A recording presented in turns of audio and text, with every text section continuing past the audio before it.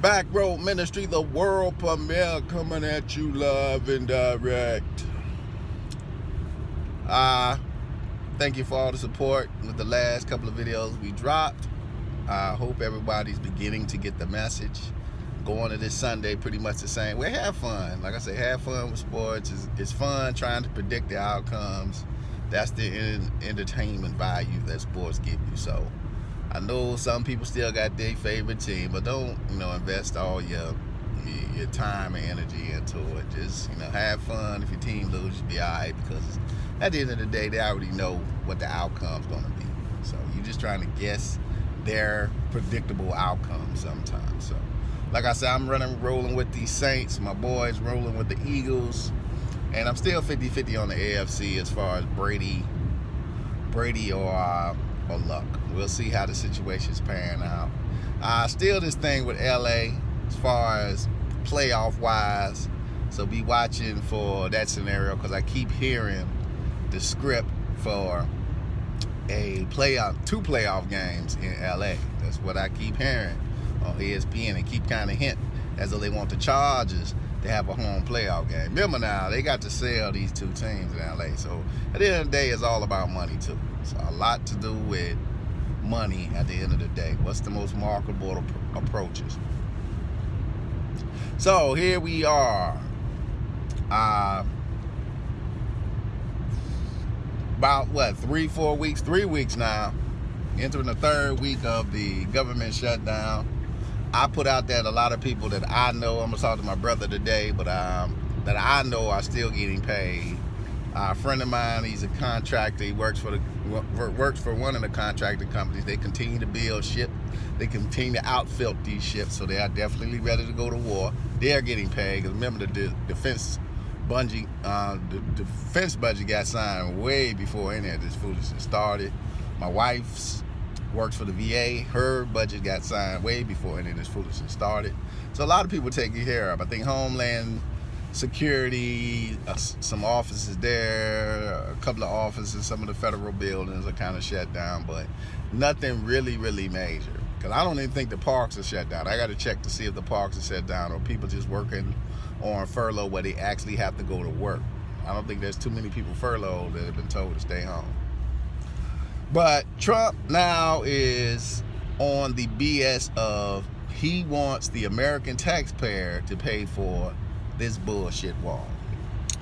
And, like I told a guy yesterday who, we need the wall. We got to keep, folks out of the country. I'm like, in South America, you got people building tunnels from state to state. Tunnels. Elaborate tunnel systems that go into parts of Mexico and other parts of South America. So what the hell the wall gonna do? These guys, if they want to get across their border, they have the money, they have the know-how to get it done. So this idea that a wall is gonna stop anything, or a gate is gonna stop anything, is BS. And as Americans, what we need to start asking is that wall there, or is this idea of the wall there to keep people out or to keep us in? You got to remember the one Divergent series, it was all about this wall, and the idea that on the other side of this wall, all this bad stuff was taking place, and the world was like this wasteland, and then they go over the wall, and they see that the wall's design the whole time was to keep them in. That was the story of Divergent. They thought on the other side of the wall, you can't leave Chicago because on the other side is a wasteland and you could die, when the whole time the wall had been built to keep them behind the wall, keep them away from the truth, keep them away from the reality that they were programmed prisoners of a false construct. Pretty much that was a whole breakdown in this movie.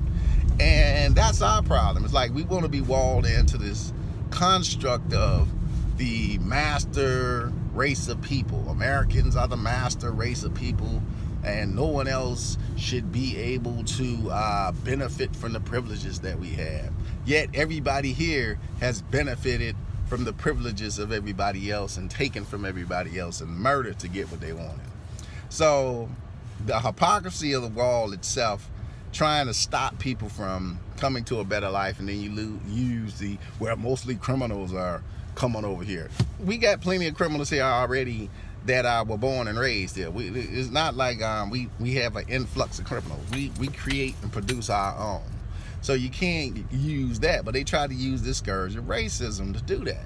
And they pick on not a dominant, race of individuals, but they pick on the poor. They pick on people who are just trying to get out of small little countries, small little towns to make a living for their family. And most of those guys and girls, when they come over here, most of them that I run into, especially in this New York area, they do any type of work. They do any type of work. Even work they don't really know how to do. They still try to work. While we got fat slobs here and brothers who won't even get out the house, spending time playing video games all day, won't even go get a job. But the first thing we say is, oh, they're trying to take our job. You ain't gonna do the work that these people being paid to do for the money that they getting. You ain't finna do that work. Half of you suckers don't want to work at all. So don't give me this crap about people taking our jobs. It's BS. It's BS. So this is just another way for the elite to feed the racial agenda, the agenda of supremacy. And sometimes we get caught up in this thing of black and white supremacy, but we forget about the thing of this idea of American supremacy. And we've always been taught that American exceptionalism. We're the exceptional country. How are we the exceptional country when we the babies of the world? Every other country's older than us. Every other civilization has been around way longer than us. Yet they use us for a construct. It's just like Divergent, and we're the people in Chicago who are being used for the construct. And we need to wake up and see that we're being used for this test project and this test construct. That's all America is. Now they want to build a wall to lock you behind a wall. So Trump is on TV. The so-called shutdown of the government, because now he didn't flim-flammed on his own voters. Now remember, he was talking bad. And he told his voters Mexico was going to build a wall. So if Mexico is going to build a wall, what the hell you asking me for money now for? What the hell you asking American taxpayers to pay for the wall? You told your voters Mexico was going to pay for the wall. So you're going to march your little punk ass over there and tell Mexico to give you the money. Now you're going to flim-flam and try to turn it into a racial situation or a national security situation so you can lie to the people that voted for you.